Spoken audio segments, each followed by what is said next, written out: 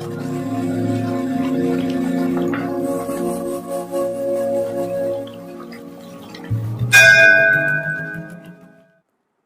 हर महादेव। महाशिव पुराण कथा की सीरीज में आपका स्वागत है। महाशिव पुराण कथा को 7 संहिता और 11 खंडों में विभाजित किया गया है, जिन्हें हम आपको अलग अलग एपिसोड में सुनाएंगे। विद्येश्वर संहिता का 21वां और 22वां अध्याय, पार्थिव पूजा की महिमा, शिव नैवेद्य भक्षण के विषय में निर्णय तथा बिल्व का महात्म्य। तदनंतर ऋषियों के पूछने पर किस कामना की पूर्ति के लिए कितने पार्थिव लिंगों की पूजा करनी चाहिए, इस विषय का वर्णन करके सूत जी बोले, महर्षियों, पार्थिव लिंगों की पूजा कोटि कोटि यज्ञों का फल देने वाली है। कलयुग में लोगों के लिए शिवलिंग पूजन जैसा श्रेष्ठ दिखाई देता है, वैसा दूसरा कोई साधन नहीं है। यह समस्त शास्त्रों का निश्चित सिद्धांत है। शिवलिंग भोग और मोक्ष देने वाला है। लिंग 3 प्रकार के कहे गए हैं, उत्तम, मध्यम और अधम। जो 4 अंगुल ऊंचा और देखने में सुंदर हो तथा वेदी से युक्त हो, उस शिवलिंग को शास्त्रज्ञ महर्षियों ने उत्तम कहा है। उससे आधा मध्यम और उससे आधा अधम माना गया है। इस तरह 3 प्रकार के शिवलिंग कहे गए हैं, जो उत्तरोत्तर श्रेष्ठ हैं। ब्राह्मण, क्षत्रिय, वैश्य, शूद्र अथवा विलोम शंकर कोई भी क्यों ना हो, वह अपने अधिकार के अनुसार वैदिक अथवा तांत्रिक मंत्र से सदा आदर पूर्वक शिवलिंग की पूजा करे। ब्राह्मणों, महर्षियों, अधिक कहने से क्या लाभ?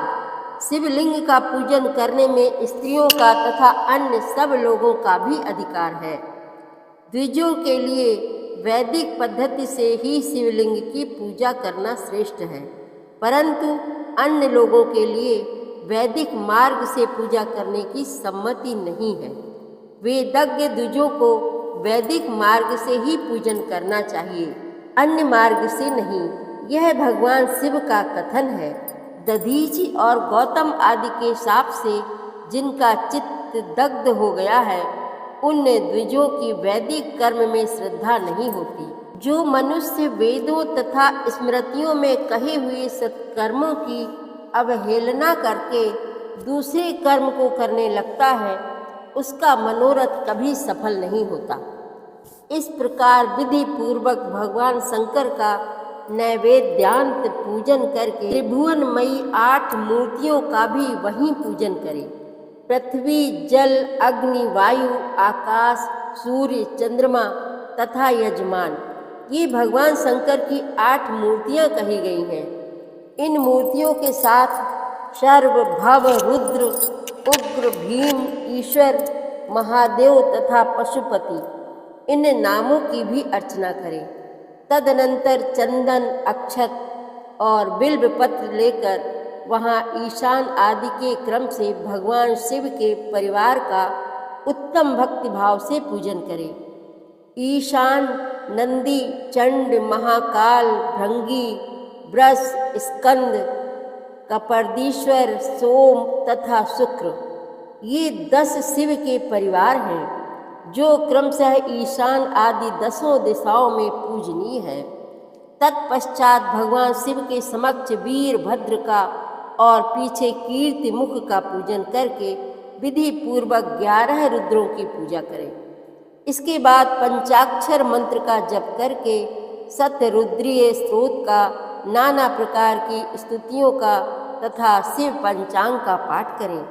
तत्पश्चात परिक्रमा और नमस्कार करके शिवलिंग का विसर्जन करें। इस प्रकार मैंने शिव पूजन की संपूर्ण विधि का आदर पूर्वक वर्णन किया। रात्रि में देव कार्य को सदा उत्तराभिमुख होकर ही करना चाहिए। इसी प्रकार शिव पूजन भी पवित्र भाव से सदा उत्तराभिमुख होकर ही करना उचित है।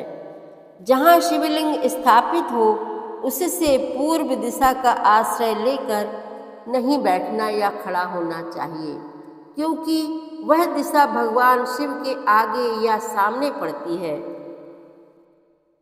इष्ट देव का सामना रोकना ठीक नहीं। शिवलिंग से उत्तर दिशा में भी न बैठे, क्योंकि उधर भगवान शंकर का वामांग है, जिसमें शक्ति स्वरूपा देवी उमा विराजमान है। पूजक को शिवलिंग से पश्चिम दिशा में भी नहीं बैठना चाहिए, क्योंकि वह आराध्य देव का पृष्ठ भाग है। पीछे की ओर से पूजा करना उचित नहीं है। अतः अवशिष्ट दक्षिण दिशा ही ग्राह्य है, उसी का आश्रय लेना चाहिए। तात्पर्य यह है कि शिवलिंग से दक्षिण दिशा में उत्तराभिमुख होकर बैठे और पूजा करें। विद्वान पुरुष को चाहिए कि वह भस्म का त्रिपुंड लगाकर, रुद्राक्ष की माला लेकर तथा बिल्वपत्र का संग्रह करके ही भगवान शंकर की पूजा करे, इनके बिना नहीं। मुनिवरों, शिव पूजन आरंभ करते समय यदि भस्म ना मिले तो मिट्टी से भी ललाट में त्रिपुंड अवश्य कर लेना चाहिए। ऋषि बोले, मुने, हमने पहले से यह बात सुन रखी है कि भगवान शिव का नैवेद्य नहीं ग्रहण करना चाहिए। इस विषय में शास्त्र का निर्णय क्या है, यह बताइए। साथ ही बिल्व का महात्म्य भी प्रकट कीजिए। सूत जी ने कहा, मुनियों, आप शिव संबंधी व्रत का पालन करने वाले हैं, अतः आप सबको शतशः धन्यवाद है। मैं प्रसन्नतापूर्वक सब कुछ बताता हूँ, आप सावधान होकर सुने। जो भगवान शिव का भक्त है, बाहर भीतर से पवित्र और शुद्ध है, उत्तम व्रत का पालन करने वाला तथा दृढ़ निश्चय से युक्त है, वह शिव नैवेद्य का अवश्य भक्षण करे। भगवान शिव का नैवेद्य अग्राह्य है, इस भावना को मन से निकाल दें। शिव के नैवेद्य को देख लेने मात्र से भी सारे पाप दूर भाग जाते हैं।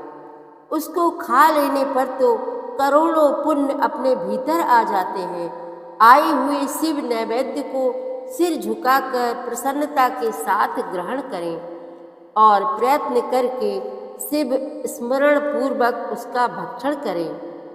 आए हुए शिव नैवेद्य को जो यह कहकर कि मैं इसे दूसरे समय में ग्रहण करूँगा, लेने में विलंब कर देता है, वह मनुष्य निश्चय ही पाप से बंध जाता है।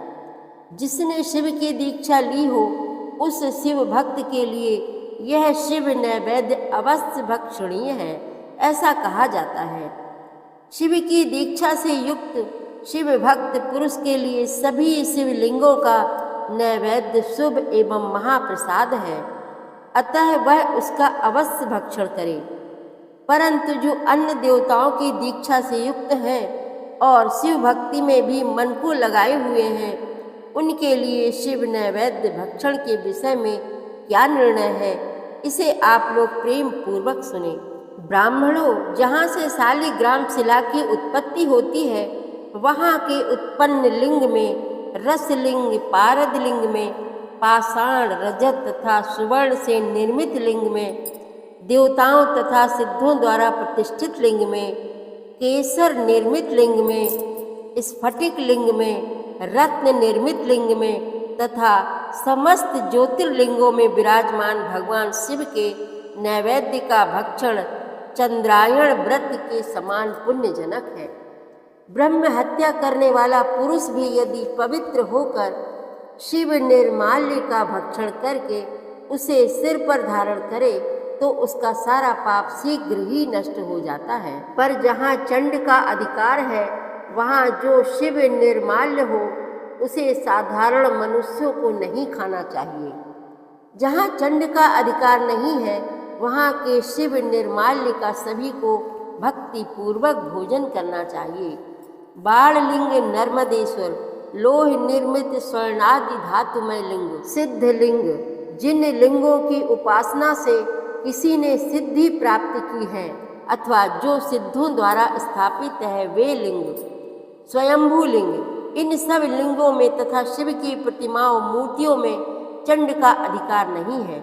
जो मनुष्य शिवलिंग को विधि पूर्वक स्नान कराकर उस स्नान के जल का 3 बार आचमन करता है, उसके कायिक, वाचिक और मानसिक तीनों प्रकार के पाप यहाँ शीघ्र नष्ट हो जाते हैं। जो शिव नैवेद्य पत्र, पुष्प, फल और जल अग्राह्य है, वह सब भी सालग्राम शिला के स्पर्श से पवित्र ग्रहण के योग्य हो जाता है। मुनीश्वरों, शिवलिंग के ऊपर चढ़ा हुआ जो द्रव्य है वह अग्राह्य है। जो वस्तु लिंग स्पर्श से रहित है, अर्थात जिस वस्तु को अलग रखकर शिवजी को निवेदित किया जाता है, लिंग के ऊपर चढ़ाया नहीं जाता, उसे अत्यंत पवित्र जानना चाहिए। मुनिवरों, इस प्रकार नैवेद्य के विषय में शास्त्र का निर्णय बताया गया है। अब तुम लोग सावधान हो, आदर पूर्वक बिल्व का महात्म्य सुनो। यह बिल्व वृक्ष महादेव का ही रूप है। देवताओं ने भी इसकी स्तुति की है। फिर जिस किसी तरह से इसकी महिमा कैसे जानी जा सकती है?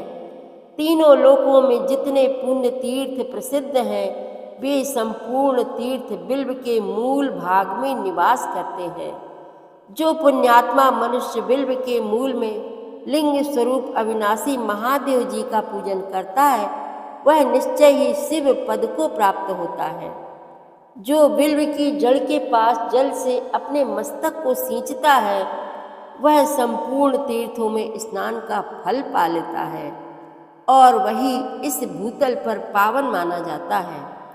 इस बिल्व की जड़ के परम उत्तम थाले को जल से भरा हुआ देखकर महादेव जी पूर्णतया संतुष्ट होते हैं। जो मनुष्य गंध, पुष्प आदि से बिल्व के मूल भाग का पूजन करता है, वह शिव लोक को पाता है और इस लोक में भी उसकी सुख संतति बढ़ती है। जो बिल्व की जड़ के समीप आदर पूर्वक दीपावली जलाकर रखता है, वह तत्व ज्ञान से संपन्न हो भगवान महेश्वर में मिल जाता है। जो बिल्व की शाखा थामकर हाथ से उसके नए नए पल्लव उतारता और उनसे उस बिल्व की पूजा करता है, वह सब पापों से मुक्त हो जाता है। जो बिल्व की जड़ के समीप भगवान शिव में अनुराग रखने वाले एक भक्त को भी भक्ति पूर्वक भोजन कराता है, उसे कोटि गुना पुण्य प्राप्त होता है। जो बिल्व की जड़ के पास शिव भक्त को खीर और घृत से युक्त अन्न देता है, वह कभी दरिद्र नहीं होता। ब्राह्मणों, इस प्रकार मैंने सांगोपांग शिवलिंग पूजन का वर्णन किया। यह प्रवृत्ति मार्गी तथा निवृत्ति मार्गी पूजकों के भेद से दो प्रकार का होता है। प्रवृत्ति मार्गी लोगों के लिए पीठ पूजा इस भूतल पर संपूर्ण अभीष्ट वस्तुओं को देने वाली होती है। प्रवृत्त पुरुष सुपात्र गुरु आदि के द्वारा ही सारी पूजा संपन्न करे और अभिषेक के अंत में अगहनी के चावल से बना हुआ नैवेद्य निवेदन करे। पूजा के अंत में शिवलिंग को शुद्ध संपुट में विराजमान करके घर के भीतर कहीं अलग रख दे। निवृत्ति मार्गी उपासकों के लिए हाथ पर ही शिव पूजन का विधान है। उन्हें भिक्षा आदि से प्राप्त हुए अपने भोजन को ही नैवेद्य रूप में निवेदित कर देना चाहिए। निवृत्त पुरुषों के लिए सूक्ष्म लिंग ही श्रेष्ठ बताया जाता है। वे विभूति से पूजन करें और विभूति को ही नैवेद्य रूप से निवेदित भी करें। पूजा करके उस लिंग को सदा अपने मस्तक पर धारण करें। 21वां और 22वां अध्याय समाप्त हुआ। आगे की कथा आप अगले अध्यायों में अगले एपिसोड में सुनेंगे। संपूर्ण शिव महापुराण कथा की सीरीज में शामिल होने के लिए आप हमारे चैनल अपनी विरासत को सब्सक्राइब कर लीजिए और वीडियो को लाइक शेयर करना मत भूलिएगा। हर हर महादेव।